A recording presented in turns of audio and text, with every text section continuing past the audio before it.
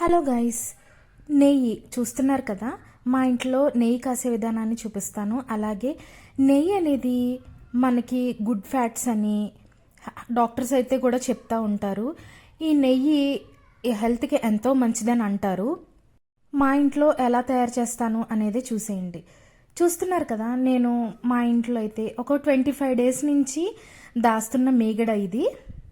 ఈ మీగడ తీయడము, దాచడము, మళ్ళీ దాన్ని చిలకడము ఇదంతా కొంచెం పెద్ద ప్రొసీజరే, కానీ హెల్త్కి మంచిది అనేసరికి మనం ముందే చేస్తాం ఇట్లాంటి పనులు అయితే. చూస్తున్నారు కదా, నేను ఒక మిక్సీ జార్లోకి అయితే ఈ మీగడ్ని కొంచెం కొంచెంగా వేసుకుని కొంచెం వాటర్ యాడ్ చేస్తూ దాన్ని మిక్సీ చేసుకున్నాను. ఇదిగో చూస్తున్నారు కదా, వెన్నపూస అయితే వచ్చేసింది. నేనైతే ప్రతిసారి కూడా మీగడ్ని మిక్సీ జార్లోకి వేసినప్పుడు అయితే వాటర్ చేంజ్ చేస్తూ ఉంటాను.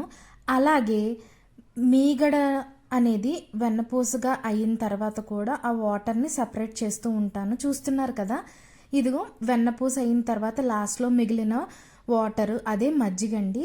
ఆ మజ్జిగనైతే బటర్ మిల్క్లా చేసుకుని తాగితే చాలా బాగుంటుంది. చూస్తున్నారు కదా, నెయ్యి అయితే కాయడానికి స్టార్ట్ చేశాను.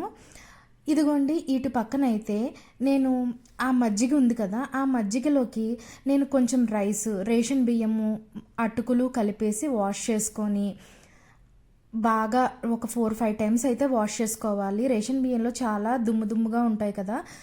ఇప్పుడు మీరు చూస్తున్నారు కదా, ఈ మజ్జిగలోకి అయితే నేను వాష్ చేసి పెట్టుకున్న రైసు అటుకులు కలిపిన మిశ్రమాన్ని అయితే నేను ఇందులోకి ట్రాన్స్ఫర్ చేస్తున్నాను. ఇదంతా ఒక రోజంతా నాననివ్వాలి. ఒక రోజు నాననిచ్చిన తర్వాత దాంట్లో కొంచెం ఒక 2-3 స్పూన్లు అయితే పెరుగు వేసుకుని మళ్ళీ ఇంకొక హాఫ్ డే నానబెడితే కనుక పుల్లట్ల పిండి అయితే మనకి రెడీ అయిపోతుంది. బట్ ఈ పుల్లట్లు అనేది చాలా బాగుంటాయి. ఒకసారి మీరు అందరూ ట్రై చేసి చూడండి. ఇదిగోండి, ఈ లోపు అయితే మన నెయ్యి అయితే కాగుతూ ఉంది.